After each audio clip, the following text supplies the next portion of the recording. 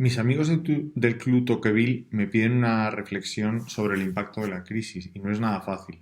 No es fácil porque adivinar las consecuencias de un fenómeno tan reciente en el que todavía estamos sumergidos sobre el comportamiento social no deja de ser un ejercicio prácticamente de adivinación.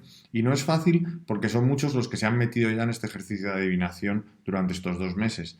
De ahí que me parezca necesario plantearnos de cierta manera en estas reflexiones por qué ese afán por tratar de adivinar el futuro en una circunstancia como la que vivimos. Es evidente que cuando uno está solo y encerrado entre cuatro paredes, pensar se puede convertir en una forma de pasar el tiempo. Y también que son muchos los que, animados por experiencias históricas, han querido convertirlo o pretenden convertirlo en una forma de pasar a la posteridad. Se cuenta que 1 de cada 10 franceses han empezado a escribir un libro durante esta cuarentena. Y resulta natural. Resulta natural, en un mundo que busca seguridades, tratar de encontrar un sentido al sufrimiento que estamos viviendo. Tratar de asumir que este sufrimiento no ha sido en vano y que como consecuencia de este sufrimiento el futuro será necesariamente mejor. De ahí que surgen posiciones o posturas prácticamente milenaristas que tratan de establecer un antes y un después del coronavirus. Tratan de hablar de que habrá un cambio de paradigma, una nueva era, una nueva época, sin más argumentos, en mi opinión, que su propia voluntad. Este tipo de reflexiones, además de esa necesidad humana de trascender el sufrimiento, tienen relación también con la experiencia del confinamiento. Un confinamiento que parece que de manera natural debería servir para encerrarnos en uno mismo, reflexionar sobre uno mismo y sobre lo que nos rodea, pero que creo que no ha sido así. Creo que como consecuencia en gran medida de las posibilidades que nos ofrece la tecnología, hemos convertido este confinamiento, más que en una oportunidad de cambiar de hábitos, en un continuo entretenimiento. Un continuo entretenimiento en el que siempre había algo que hacer, en el que pensar se ha vuelto a convertir en la última de nuestras prioridades y en el que además nuestra soledad se ha visto tremendamente acompañada por todos los que nos observaban. Esta cuarentena se ha convertido así en una especie de selfie gigante y global, en el que todos enseñábamos, pues desde qué desayunábamos hasta cómo aplaudíamos, hasta los que se han atrevido con el gimnasio, cómo iban quemando calorías. Y ese tipo de entretenimiento, ese tipo de comportamiento que iba acumulando cosas que hacer, no facilita el cambio social. Al revés, acaba planteando una reacción puramente sentimental, muy de Mr. Wonderful, de las cosas van a ser mejor porque yo lo creo, porque yo lo valgo, porque soy el mejor. Y ese tipo de pensamientos positivos tan en boga últimamente no son útiles para el cambio social. Pueden ser útiles para que un día más sea un día menos, como se decía por ahí, pero no suponen una base suficientemente sólida para el cambio. Son más parecidos a un vaso de agua para dar el último paso que una alimentación saludable para, para un cambio de rumbo, por decirlo de alguna manera, ¿no? Junto al confinamiento, otro de los elementos que inicialmente ha debido cambiar durante estos días es la presencia de la muerte, la experiencia de la muerte, ¿no? La gran tragedia de estos meses es la cantidad de personas que han fallecido como consecuencia del coronavirus. Pero en mi opinión, tampoco hemos sido capaces de aprovechar esta experiencia de una manera útil para el cambio social, como decía antes, ¿no?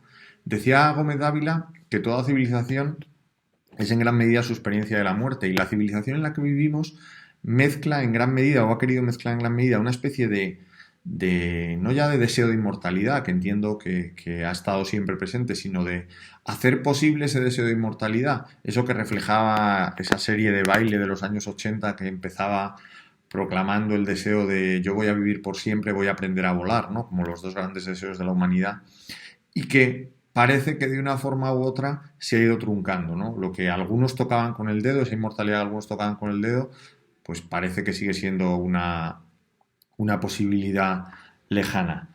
Frente a la imposibilidad de alcanzar la inmortalidad, el hombre se refugia en ocultar la muerte, en convertir la muerte, incluso en sociedades como la española, donde la muerte ha tenido siempre una gran presencia, en algo ajeno, en algo que desterramos de la vida, como si fuera un sorteo que siempre le fuera a tocar a otros, en una mezcla curiosa entre el olvido y el a mí no me puede pasar, ¿no?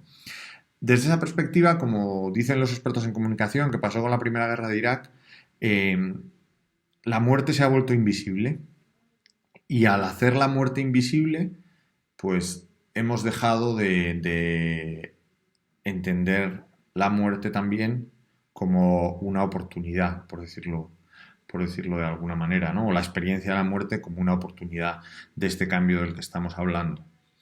Eh, Otro de los fenómenos curiosos que justifican esta profecía o este deseo de hacer profecías tiene que ver con la voluntad explícita de cambiar, de provocar ese cambio social del que estamos hablando, ¿no? Se cuenta que cuando los atenienses querían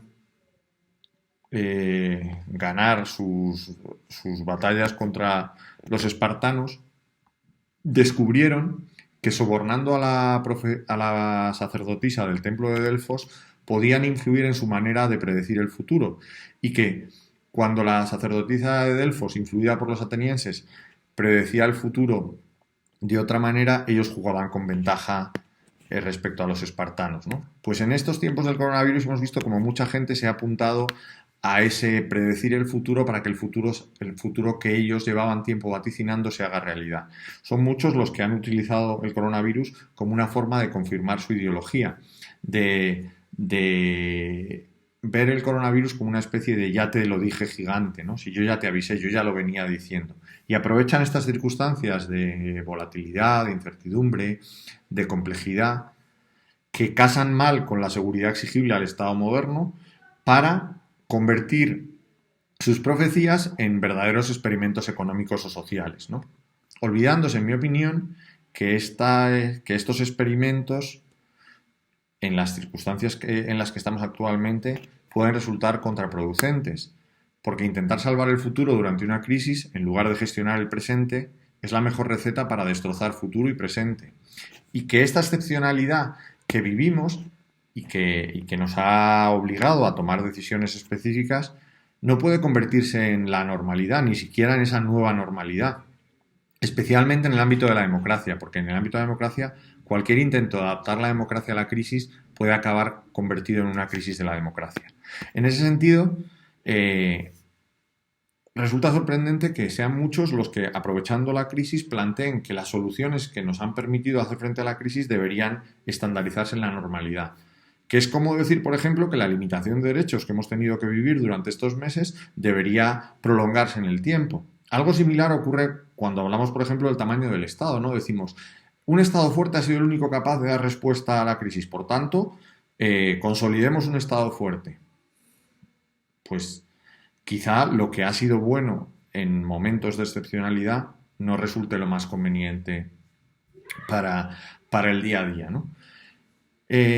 Por eso, y voy terminando, en mi opinión, más allá de centrarnos en las profecías y en tratar de adivinar el futuro, deberíamos centrarnos, si queremos que se produzca un mínimo cambio a mejor de la sociedad en la que vivimos, en plantearnos qué podemos hacer nosotros en esa nueva situación, en cambiar de alguna forma las profecías por propósitos y de entender que el futuro no se va a construir tanto con nuestras ensoñaciones, más allá de la capacidad performativa que tienen las ideas, especialmente cuando se comunican, sino de nuestras elecciones, de nuestras decisiones específicas.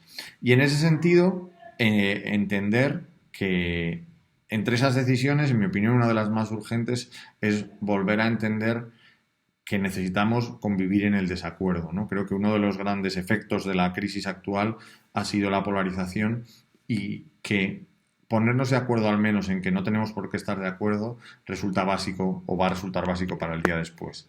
Y mientras cada uno empieza a decidir qué va a cambiar en el futuro, dejemos a la literatura que siga imaginándose cómo serán esos otros futuros, ¿no? Que ya ha demostrado muchas veces que lo puede hacer y lo puede hacer más y mejor que cualquiera de los filósofos.